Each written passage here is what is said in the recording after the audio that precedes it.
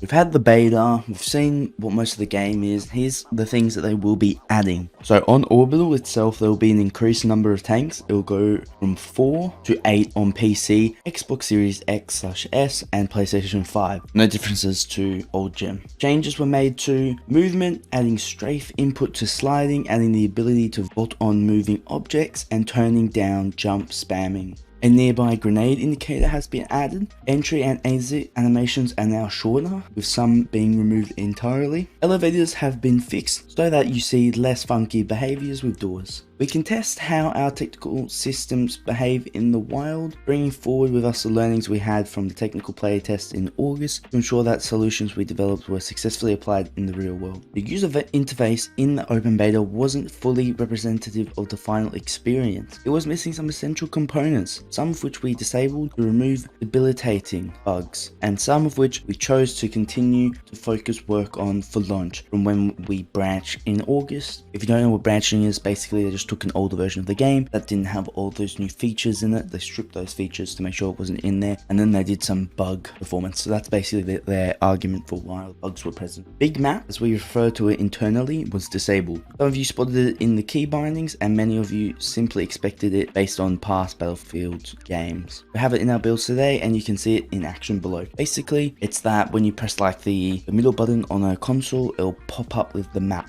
or M on a PC. Basically, Big Map pops up, and there you go. You can see everything that's happening, all the objectives, and yeah, I did notice it wasn't there, so it's good that's back. Expected, I would have been surprised if it wasn't. You'll be able to pull it up at any time during live gameplay by pressing touchpad button on console and on PC, like I said before, and it provides an immediate overview of where the battles are taking place, where your squad mates are fighting, and the live breakdown of how the flags are flying inside of each sector. We'll keep you updated on what we expect this in the game. Basically, it's going to be quite useful for a breakthrough, because then you can see where most of the people are attacking and if you can flank in the areas to help your team. But what use is Big Map if you're without the ability to then help communicate with your squads and how you intend to react to the battle? I did actually bring this up in my few videos about the beta when I said we don't really have a way to interact. I was spamming Q, but nothing really happened. So the Comoros will come back. If you don't know what the Comoros is, it's basically like the little like wheel that comes up that you can choose between all these interactions and like pinging stuff. So you can say like attack here, fall back, stuff like that. I'll play it on the screen now, but that's what it's going to be. It's a little bit clunky in Battlefield 2042. I'm not sure why, just what I noticed. But it's great that that's back, because before it was just complete. For the first 4 to 6 hours in the full game, expect to be working with reduced array of gadgets for your open gadget slot. I think that's expected with everyone. With your journey through the ranks, slowly introducing new ones for your loadout. That traditional experience Battlefield game, where classes fulfill traditional roles, is an experience that you graduate out of through the first 10 levels. Specialists will have the options to choose from a medical crate, ammo crate, the recoilless M5 launcher,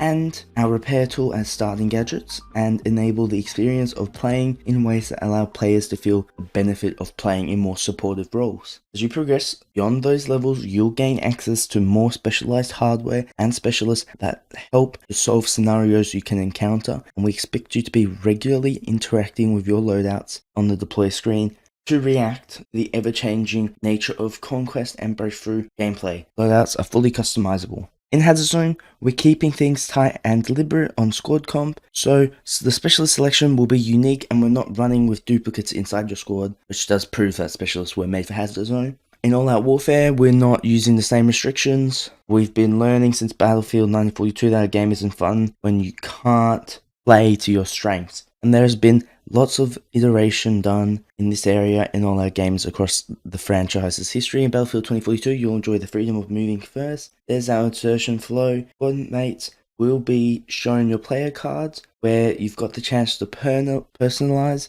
and flare it to show off your playstyle. So that's during the beginning. You'll be able to see your squads. There's then additional time in pre-round, which was disabled during the open beta, to chat and make further changes to your squad composition so that you can hit the ground running straight out of the gates. This is only going to be useful if you're playing with your friends, really. But all the people that can talk, most people don't, so not going to be that useful. We're celebrating our strongest team players at the end, so just like usual, you get the best squad. We all saw that in Battlefield 5 and stuff. Again, this one didn't make the cut for the open beta, but expect that when the round wraps up, we'll be paying tribute to the best players, the best squad, and recognizing the contributions folks made to capturing objectives, reviving fallen teammates, and keeping ammo stocked up. IFF is being improved. In our current builds, we've adjusted the behavior of the systems we use to improve the experience. Our IFF lighting is in the process of being further enhanced to enable enemies to be more readily standing out on the battlefield. We're also adjusting the tint that applies to enemy soldiers and made changes to the UI so that when you're inside 10 meters, an icon is now present above the heads of enemy soldiers, provided they wouldn't be otherwise occluded.